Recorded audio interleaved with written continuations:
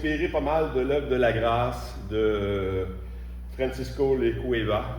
Mario en a commandé 5, ceux qui en veulent, c'est vraiment édifiant. Oui, c'est de la théologie, mais en même temps, tellement nécessaire pour comprendre le cheminement ou la marche du chrétien. Tellement intéressant. Parce que la grâce, un moment donné, Pasteur Jeff, il prêchait sur la grâce, et quelqu'un dit, ouais, mais à un moment donné, il y a d'autres choses que la grâce, là. Ben, il a dit, tant qu'on ne l'a pas compris, là, ça ne donne rien de passer à d'autres choses. Parce que la grâce, c'est quoi? Si on le résume juste en nos mots à nous, là. Hein, la définition de la grâce. Oui, on peut le dire comme ça. Mais c'est quoi? Si je te fais grâce, je te fais quoi? Une faveur imméritée. OK? Je ne sais pas si vous avez dit ça, parce que vous autres, vous n'avez pas de micro, hein? Donc, une faveur imméritée. Puis tant qu'on ne comprend pas que c'est immérité, ce que Dieu a fait pour nous, le salut, la marche, la sanctification, tout ça, ben on va avoir de la misère à marcher dans la grâce. Parce qu'on va penser qu'il y a toujours un petit quelque chose de nous autres. Il y en a qui vont penser, oui, mais Dieu nous a sauvés parce qu'il avait vu quelque chose qu'on était pour être. Tu sais, non, pas pantoute. En tout cas, pas moi. S'il a vu quelque chose, moi, il savait qu'il allait le sauver. C'est ça, s'il a vu quelque chose, c'est ça. Il nous a sauvés uniquement à cause de son amour à lui. Son libre choix de choisir des gens, de faire les choses. Puis ça, il faut le comprendre vraiment beaucoup. Parce que la grâce, oui, elle nous sauve. La grâce, comme on l'a on l'a chanté tantôt, hein, la grâce nous justifie. La grâce nous purifie. Elle nous donne la vie. Il y a toutes sortes de choses qu'elle a fait, la grâce. On l'a déjà étudié avec Tite 2:11. Hein, la grâce, source de salut, elle nous enseigne à renoncer au péché, tout ça. Mais la première œuvre de la grâce, c'est vrai qu'elle nous sauve. C'est ça qu'elle vient faire dans notre vie, elle vient nous sauver. Et le terme juridique, c'est il vient nous justifier. Parce que c'est comme si on est coupable, il y a un terme juridique, on est coupable, on doit être justifié. On doit être déclaré juste. Mais on va lire un peu. On va s'avancer là-dedans. On va s'instruire aujourd'hui. C'est moins une prédication qu'un enseignement ce matin, mais c'est nécessaire. La semaine prochaine, ça va être une prédication. Parce que, c'est quoi la différence entre une prédication et un enseignement? Un enseignement, ça nous donne des informations sur ce qui est arrivé. Une prédication, ça nous appelle à passer à l'action. Donc, c'est plus un enseignement, mais il y a toujours de prédication, on a toujours un appel pareil, même si on enseigne, mais quand même, il faut voir ces choses-là. Dans Nombre 14-18, dit « L'Éternel est lent à la colère, riche en bonté, il pardonne l'iniquité et la rébellion, mais il ne tient point le coupable pour innocent. » Même si on est des pécheurs, le péché, ce que ça veut dire, ça, qu'il va payer la note. Le pécheur va payer la note. Ça veut dire que le salaire du péché, c'est quoi? La mort. Donc, Dieu ne tiendra point le coupable pour innocent. Oui, mais c'est quoi la grâce de bord? Hein? C'est sa justice qui vient faire les choses. C'est que il ne tient pas le coupable pour innocent parce qu'il a pris notre péché puis il l'a mis sur le dos de Christ. Et le salaire du péché, c'est la mort. Christ, il a fallu qu'il meure à la croix parce que le salaire du péché, c'est la mort. Donc, on comprend mieux la grâce dans le sens qu'il nous a fait grâce. Il a pris notre péché, il l'a cloué à la croix. Puis on va voir quelques petites notions de ça, mais quand même pas trop, parce qu'on l'étudie aussi le mercredi dans Romains. Hein?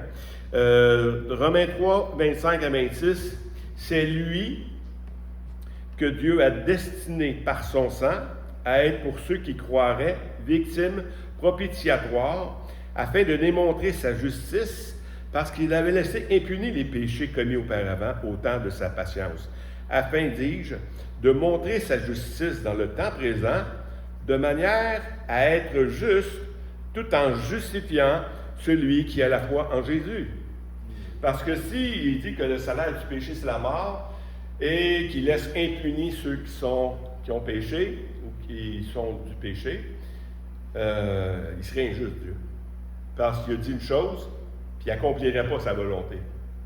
Mais dans le temps présent, et c'est ça le message de la bonne nouvelle, c'est que Dieu a pris en Jésus-Christ et il a réussi à nous justifier tout en restant juste.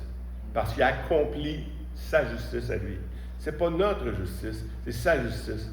Puis les gens, ils ont de la misère à comprendre que, on a une justice propre. Tout le monde a une justice, on sait c'est quoi le bien et le mal, puis ainsi de suite.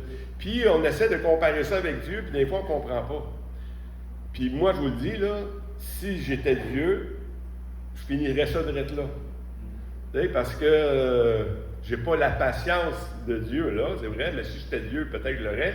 Mais si c'est moi, Dieu il vient me voir, c'est toi qui décide aujourd'hui. Écoute, ça se peut que je ne marche pas dans la grâce. Parce qu'il y a des gens que, des fois, on dirait qu'ils ne méritent pas la grâce. Hein? Surtout quand on parle d'enfants, on parle d'agression, on parle des choses-là, on a de la misère un peu avec ça. Mais la justice de Dieu est parfaite, est pleine. Peu importe ce que tu as fait, Dieu veut te justifier. Il veut prendre ton péché et il veut l'emmener à la croix pour que tu sois justifié. Peu importe qui tu es. On l'a vu tantôt dans Romains 6, 23, on peut le passer, le salaire du péché, c'est la mort, mais le don gratuit de Dieu, c'est la vie éternelle en Jésus-Christ. Hébreux 10, 4, car il est impossible que le sang des taureaux et des boucs ôte les péchés. Il est impossible que le sang des taureaux ôte le péché. On parle de quoi ici? On parle de la loi. Quand on parle de grâce, il faut faire une distinction entre la grâce et la loi. Parce que la loi, elle a un mandat, elle. C'est de nous amener à Christ. Et la loi est en train de nous prouver que non, tu vas être incapable d'être sauvé en obéissant à la loi. La loi n'a jamais eu pour but de sauver les gens de toute façon. La loi a eu pour mandat de prouver aux hommes qu'ils sont tous coupables devant Dieu. Et vu qu'on est tous coupables devant Dieu, elle nous emmène à Christ pour être sauvés. Parce que la loi, elle pouvait faire des choses comme nous pardonner des fois, tu sais, temporairement, comme quand ils présentaient des offrandes à l'autel, les Juifs, tout ça, hein, il fallait qu'ils offrent des sacrifices pour leurs péchés. Le péché était pardonné, mais Dieu dit, je ne tiendrai pas le coupable pour innocent. Même si le sang des boucs et des vaches, tout ça, était donné, ça ne faisait pas de nous qu'on était justifiés. On était toujours coupable même à cause de ça. Dans Hébreux 7, 18 à 19, il y a ainsi abolition des ordonnances antérieures. C'est quoi la loi, les taureaux, tout ça? À cause de son impuissance et de son inutilité. Car la loi n'a rien emmené à la perfection. Près de 1000 ans de loi, on dit, ouais, mais à un moment donné, ils vont comprendre et ils vont se conformer, tu sais, non. Il n'y a rien qui a emmené les gens à la perfection. Ça ne l'amène pas à la perfection. Ça nous décourage, parce que ça nous montre notre péché. Même si tu essaies de te convaincre, je suis quand même pas si pire, tu sais. On va voir Paul tantôt, il dit, j'étais irréprochable face à la loi. C'est un gros mot. Mais irréprochable selon ta justice, pas la justice de Dieu. Dans 2 Corinthiens 5, 21, celui qui n'a point connu le péché, il l'a fait devenir péché pour nous, afin que nous devenions en lui justice de Dieu. Ça, c'est dur à comprendre. Dieu, il a fait quelque chose. Celui qui n'a point connu le péché, Jésus-Christ, il l'a fait devenir péché pour nous. Jésus qui avait sans péché, il est devenu pécheur pas à cause que lui a péché, mais à cause de nos péchés, parce qu'il a mis nos péchés à son compte, afin que nous devenions en lui justice de Dieu. Ici, il y a deux choses que je veux faire remarquer. Un, la justice de Dieu. C'est quoi la justice de Dieu? Nous, pas que nous ressuscitions la justice de Dieu. C'est marqué que nous devenions en lui justice de Dieu. C'est quelque chose, ça. C'est dur à comprendre. Parce que c'est pas juste quelque chose qui est fait pour nous, qu'on a reçu comme ça, mais c'est quelque chose il nous a fait entrer en lui dans sa justice. Si on comprend ça, on a compris presque tout l'Évangile. Il faut le comprendre, ça. Qu'on n'est pas juste justifié, on est en lui justifié. C'est que, on va l'expliquer. Parce que le terme « en lui », c'est ça qui fait de nous, c'est ça qui nous fait comprendre qu'on est sauvé. Parce que sans lui, si on n'est pas en lui, si on est en dehors de lui, on est toujours dans nos péchés et on est toujours coupable devant Dieu. Mais en lui, on est justifié. On devient justice de Dieu. C'est facile de le comprendre avec des paroles. C'est pas facile, je vous le dis, de le vivre. Parce qu'avec Francisco Lecuebia, qui est un ancien curé catholique qui s'est converti puis est devenu un pasteur évangélique, il l'explique tellement bien parce que l'Église catholique, il faisait quoi? Il te faisait marcher par les œuvres. Faites ton mieux. J'avais posé la question une fois à un curé, puis il avait dit, faites ton mieux, puis peut-être tu vas être sauvé. Écoute, fais de ton mieux. Comment tu peux faire de ton mieux? Peut-être, mais c'est même pas sûr. Je vous dis, c'est sûr que vous ne serez pas sauvés. Par les œuvres de la chair. C'est à cause de sa grâce uniquement. Et pourquoi j'aime beaucoup ce ouvrage-là? Parce que, oui, nous, on parle souvent des Juifs, des Juifs qui étaient sous la loi, c'est facile, eux autres, là, les méchants Juifs, qui étaient là, puis qui essayaient les ennemis jurés de Jésus, mais nous aussi, on est là-dedans. Je vous le dis, peut-être pas cette semaine, la semaine prochaine, je vais vous montrer que nous aussi, on est encore des quoi à la loi. Puis on est encore là de même. Puis il faut vivre de la grâce de Dieu. Dans Matthieu 5,20, il dit, « Car je vous le dis, si votre justice ne surpasse celle des scribes et des pharisiens, vous n'entrerez point dans le royaume des cieux. » Ça, les disciples, là, ils étaient là. Écoute, les scribes et les pharisiens. Les pharisiens, c'est la secte juive la plus stricte. Tu ne peux pas être plus strict que ça. Tu obéis chaque chose et puis tu ne travailles pas le dimanche, puis tu sais, le samedi, puis tu ne fais pas des choses à rien. Puis c'est pour ça qu'ils étaient fâchés après Jésus, parce qu'eux autres étaient stricts de même. Puis ils voyaient Jésus comme un pécheur. Mais on voit que, je vous dis que si votre justice, il parle aux disciples qui sont dans la chaloupe, là, ne surpasse celle des scribes et des pharisiens, vous n'entrerez point dans le royaume des cieux. Là, tu te grattes la tête. Hey, comment je vais faire, moi, pour être mieux que ceux qui ont étudié toute leur vie pour faire ça? Oups! Il y a des...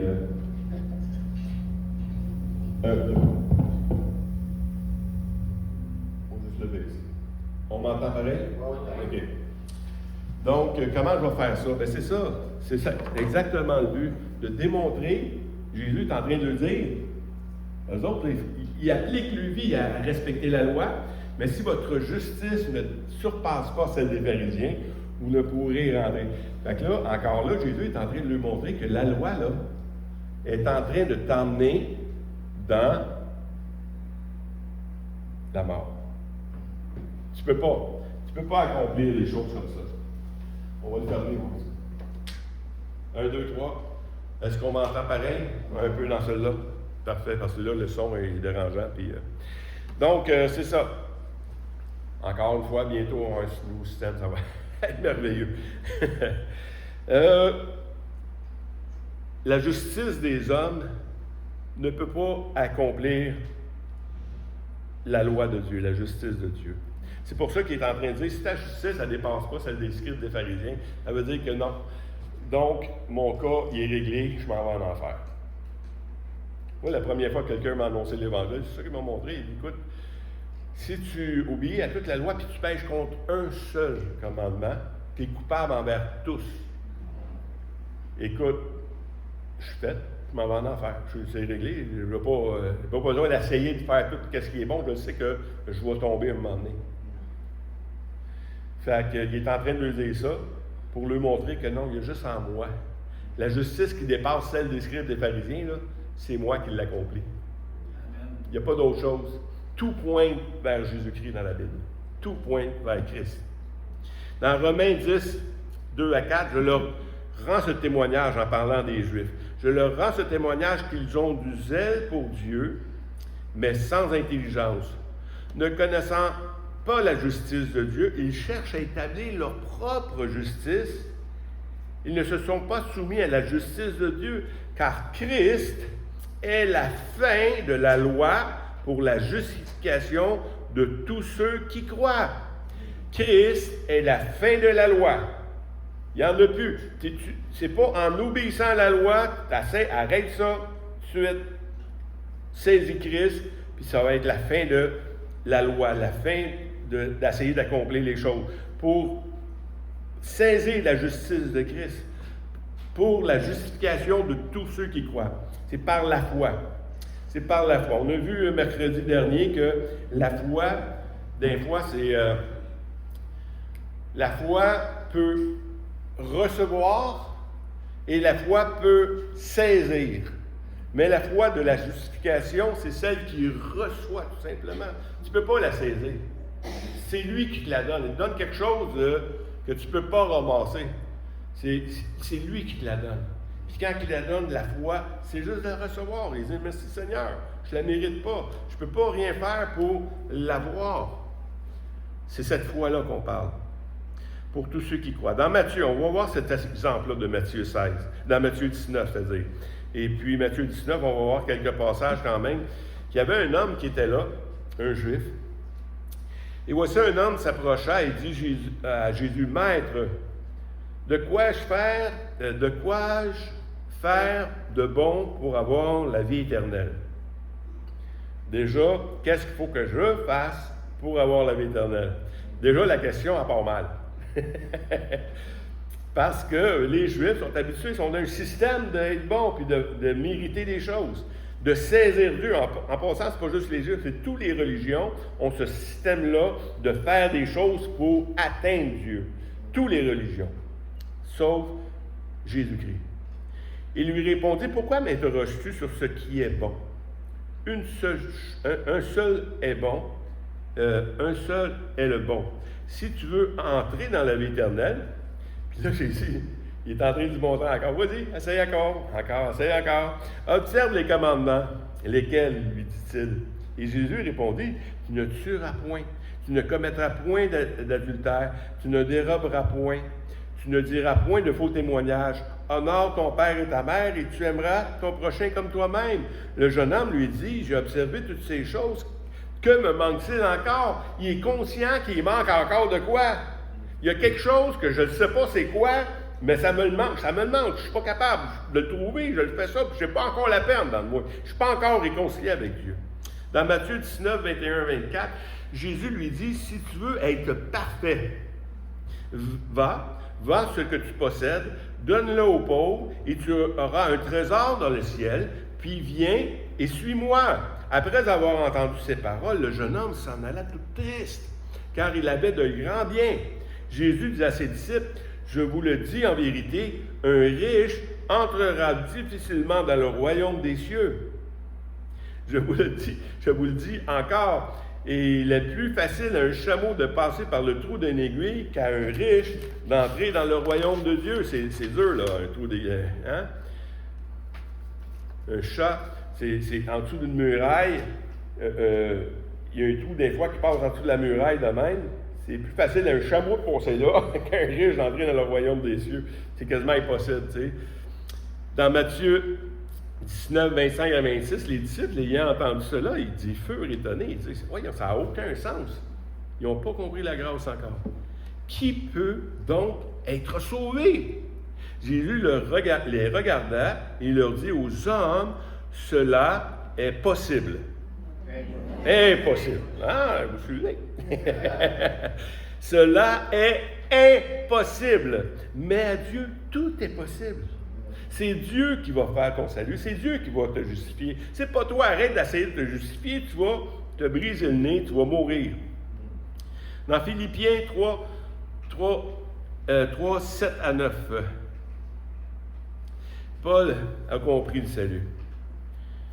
Mais ces choses qui étaient pour moi des gains, il venait de parler de tout ce qu'il avait fait, l'école, ainsi de suite, pharisien, fils de pharisien, puis tout ça, tu sais. Il en mettait. Mais ces choses qui étaient pour moi des gains, je les regardais comme une perte à cause de Christ. Et même, je regarde toutes choses comme une perte, à cause de l'excellence de la connaissance de Jésus-Christ, mon Seigneur, pour lequel j'ai renoncé à tout. Il faut renoncer à ces choses-là. Et je le regarde comme de la boue afin de gagner Christ et d'être trouvé en lui. En lui. Non avec ma justice, celle qui vient de la loi, mais avec celle qui s'obtient par la foi en Christ. La justice qui vient de Dieu par la foi.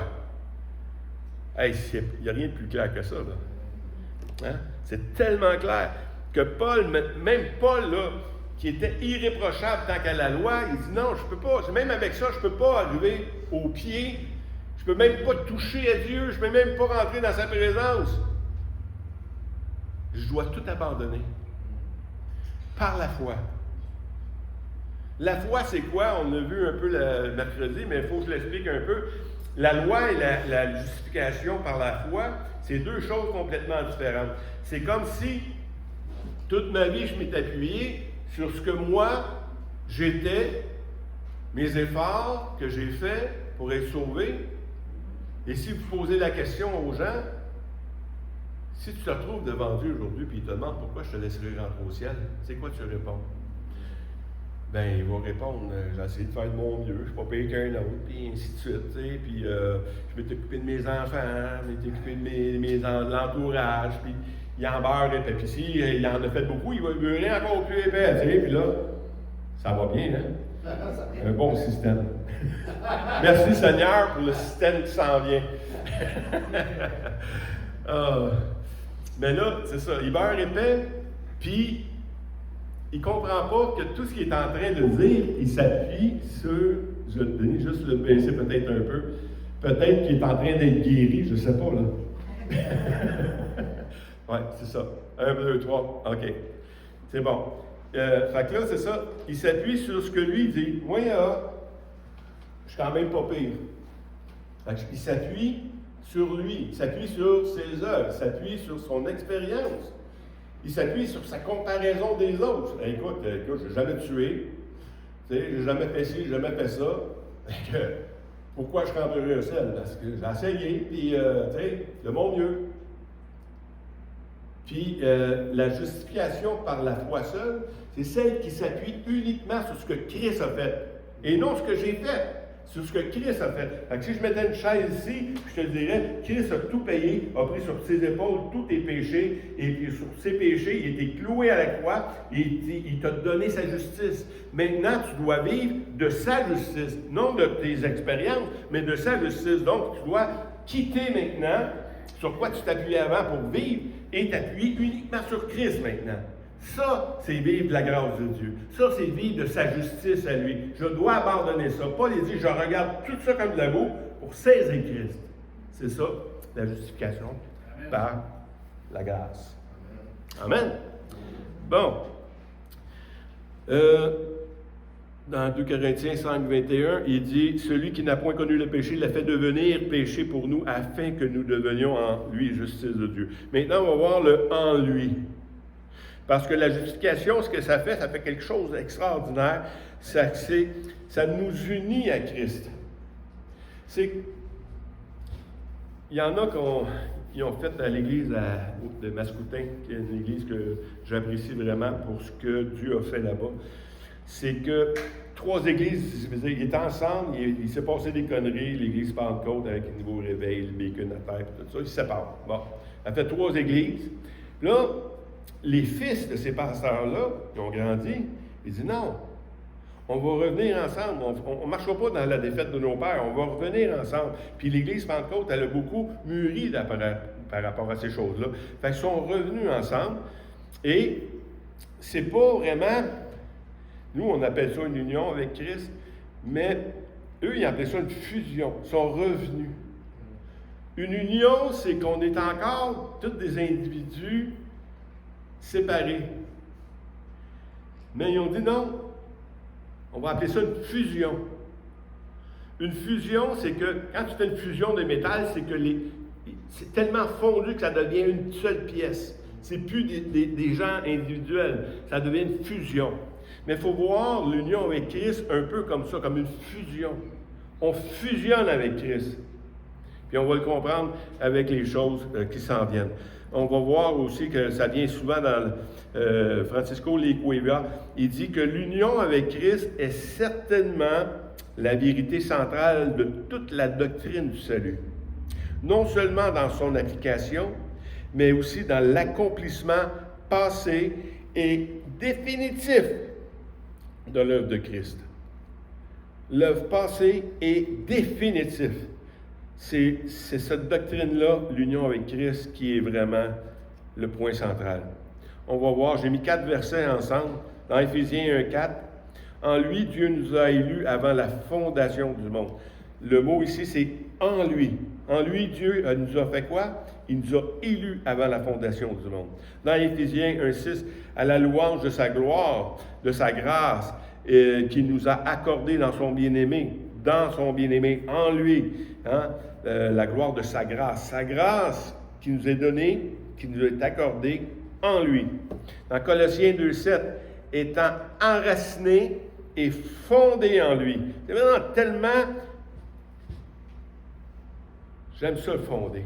Enraciné, c'est vraiment bon aussi parce que ça te tient, c'est tellement fort. Quelque chose qui est tellement enraciné, là. Tu sais, quelque chose qui n'a pas beaucoup de racines. Enlève un coup de vent, puis c'est fini. Quelque chose qui est vraiment enraciné, là, essaye d'enlever ça. Ça ne s'enlève pas. C'est vraiment, il faut que tu tues jusqu'aux racines. Mais fondé en lui, tu es coulé dans le béton avec lui. Tu ne peux plus t'enlever, ça ne peut plus s'enlever de là. Tu es fondé en lui. Dans Colossiens 3,3, car vous êtes morts et votre vie est cachée en Christ. En lui, ta vie est cachée. Il n'y a plus personne, même Dieu, quand il voit Christ. C'est quelque chose.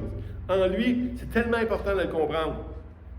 Dans Jean 17, 20 à 21, ce n'est pas pour eux seulement que je prie, mais encore pour tous ceux qui croient en moi, par leur parole, afin que tous soient un. Comme toi, Père, tu es en moi, et comme je suis en toi, afin que eux aussi soient un en nous, pour que le monde croie que tu m'as envoyé. Combien vous savez que Christ était un avec le Père? Tu vois le Père, tu vois Jésus, tu vois le Père. Ils sont tellement un, une même pensée, un même but. Tellement un que tu ne peux pas ça ne se sépare pas. La Trinité, là, le Père, le Fils, le Saint-Esprit, c'est pas 3 dieux, c'est un seul Dieu en 3 personnes. C'est tellement indissoluble. Tu ne peux pas le séparer des 3. C'est ça. Puis Christ est en train de nous dire là, que je veux que les autres soient la même chose que nous autres. Hey! Pas juste les disciples, là. Tous ceux qui croiront à leur parole, je veux qu'ils soient dans cette fusion-là avec nous autres. Qu'on soit un ensemble. C'est ça le corps de Christ. C'est ça le corps de Christ. On va voir 5 caractères, 5 ou 6 caractères, je ne me souviens pas. 1, 2, 3, 4. 1, 2, 3, 4, 5, 6 caractères de l'union avec Christ. Premièrement, elle est éternelle. Ainsi, la loi a été comme pédagogue pour nous conduire à Christ afin que nous fussions justifiés par la foi. La foi étant venue, nous ne sommes plus sous le pédagogue. Vous êtes tous fils de Dieu par la foi en Jésus-Christ.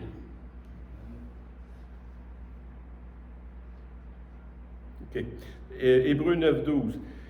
Il est entré une fois pour toutes dans le lieu très saint, non avec le sang des boucs ou des veaux, comme on a vu sous la loi, mais avec son propre sang, ayant obtenu une rédemption temporaire.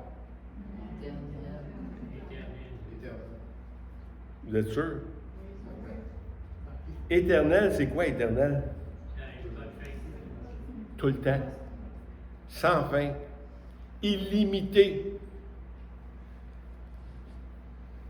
Juste ce verset-là, ça serait suffisant pour dire que le salut ne se perd pas. Parce qu'il est éternel, le salut. Il est éternel. Notre union avec Christ, il est éternel. Deuxièmement, c'est une union qui est spirituelle. Dans Jean 3, 5 à 6, il dit, Jésus leur répondit en vérité, je vous le dis, si un homme ne naît de nouveau, il ne peut voir le royaume de Dieu. Jésus répondit, en vérité, je vous le dis, si un homme naît d'eau et d'esprit, on naît tous d'eau, mais s'il ne naît d'esprit, il ne peut entrer dans le royaume de Dieu. Ce qui est né de la chair est chair, et ce qui est né de l'esprit est esprit. Donc, notre union avec Christ est spirituelle également. On devient une nouvelle nature spirituellement. Parce que c'est dur de... Tu sais, si je vous dis que quand vous avez reçu Jésus-Christ dans votre vie, vous êtes devenu parfait. Là, tu mets un miroir devant toi. Oups. Ça ne marche pas. La parole de Dieu, c'est vrai, oui, mais je ne comprends pas. C'est spirituellement. Tu es devenu parfait en Christ, spirituellement.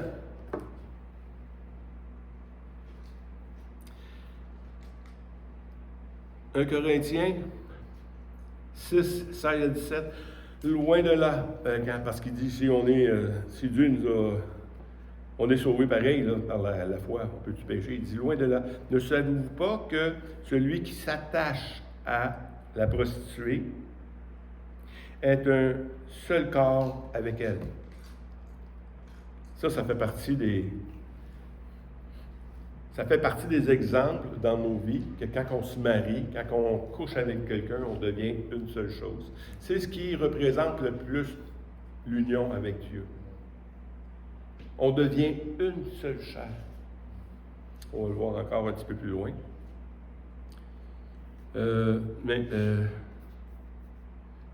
S'attache à la prostituée, il a un seul corps avec elle. Car il est dit, les deux deviendront une seule chair. Mais celui qui s'attache au Seigneur est avec lui un seul esprit. C'est spirituel. Notre union est aussi spirituelle.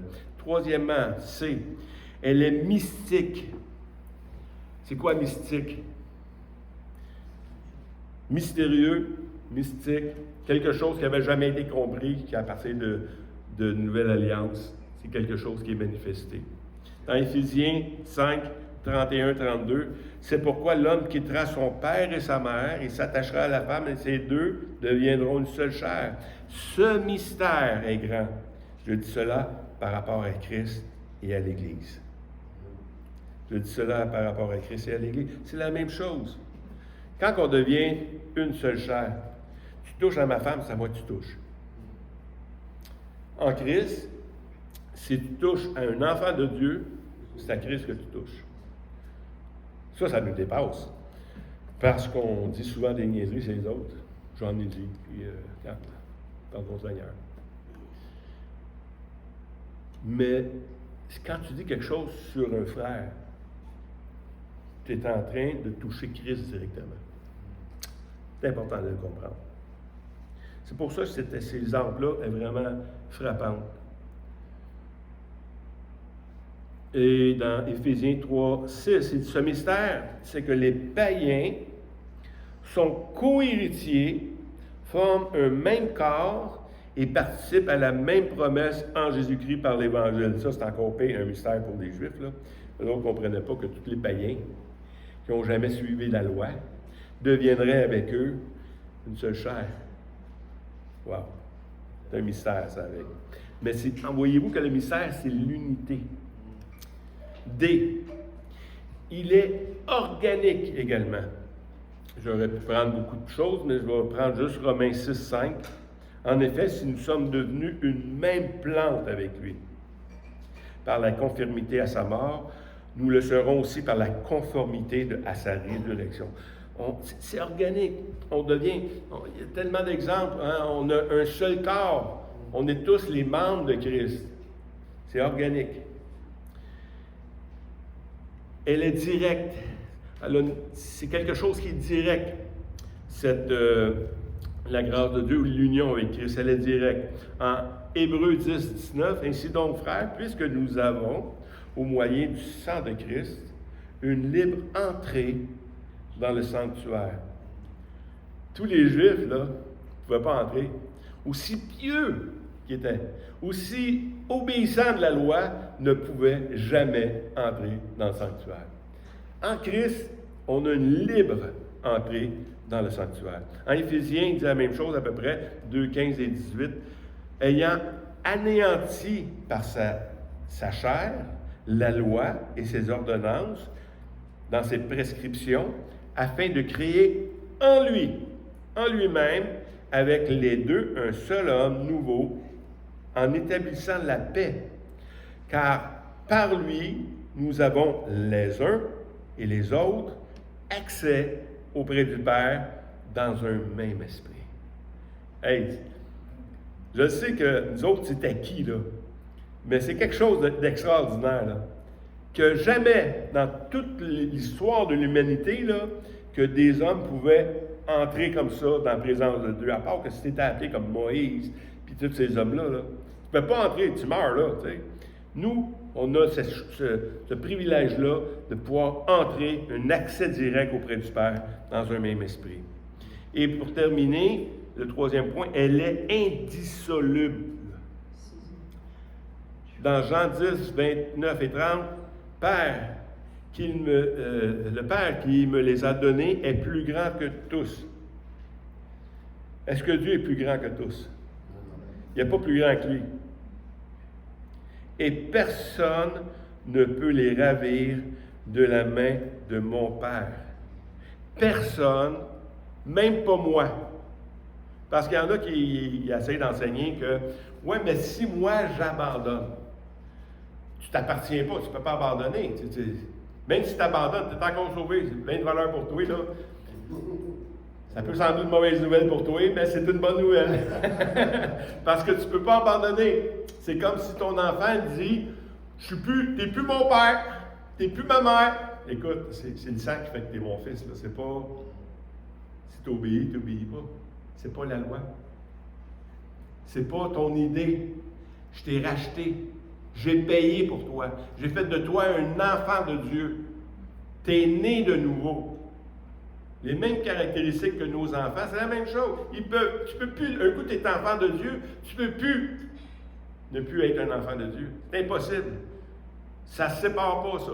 À moins qu'il s'en va faire, je ne sais pas, une transfusion de sang, puis il change l'ADN complète de son corps. Je ne sais pas si ça se fait aujourd'hui avec la technologie. C'est impossible parce qu'il est écrit que gravé notre nom dans le creux de sa main. C'est ça. C'est ça. Puis si Dieu te tient comme ça, il n'y a rien que tu peux faire. Ah oui, c'est dangereux, ça, de dire ça. Comment on va faire n'importe quoi, puis on... Non, tu n'as rien compris. Parce que la grâce, elle ne fait pas juste te sauver. Amen. Elle te sanctifie aussi. Donc, les conséquences, c'est la transformation. On dit, juste 2 versets là-dessus. Et 2 Corinthiens 5, 17, si quelqu'un est en Christ, il est une nouvelle créature. Les choses anciennes sont passées. Voici, toutes choses sont devenues nouvelles. Hey! C'est pas merveilleux, ça? Moi, il n'y a rien de plus beau que ça, là. Tu sais, moi, comme je l'ai déjà compté, mes vidanges, là, quand Quand le camion de vidange passe, là, je suis heureux. Je ne sais pas pourquoi je suis heureux. Il n'y a plus de marque chez nous. C'est fini, tu sais, il n'y a plus de cochonnerie, il n'y a plus de déchets. C'est la même chose ici, là. Il n'y a plus de condamnation. Il n'y a plus rien. Une nouvelle créature. Tout ce qui est ancien, c'est passé. Le camion de vidange va passer. Parle-en plus. Je veux même plus d'entendre parler en plus. C'est ça le Seigneur fait. Toutes choses sont devenues nouvelles. Dans Tite 3,5, il nous a sauvés non à cause des œuvres de justice que nous aurions faites, mais selon sa miséricorde, par le baptême de la régénération et le renouvellement de l'esprit. Il va faire des choses. Une transformation. Il nous a transformés, puis il va continuer à transformer. Puis c'est ça qu'on va voir la semaine prochaine, si Dieu voulant. Et c'est ça parce que non seulement il nous a sauvés, mais il a fait quelque chose. Puis il continue à le faire. Puis si on ne vit pas de cette grâce-là, on va revenir à la loi. On va essayer d'être des meilleurs que les autres. Puis là, on va se comparer les uns les autres, puis on va se juger les uns les autres. Ça, c'est pas vivre la grâce. Ça, c'est le vivre de la loi. Ça revient à la loi, automatique. Puis celui qui vit par la loi, on voit qu'il l'applique au complet. C'est pas une bonne nouvelle. Lâchez ça. Puis vous allez comprendre que la grâce de Dieu, non seulement nous justifie, mais elle nous sanctifie. Puis on va voir ça la semaine prochaine. Amen. On va prier ensemble. Seigneur Dieu, merci pour ta parole.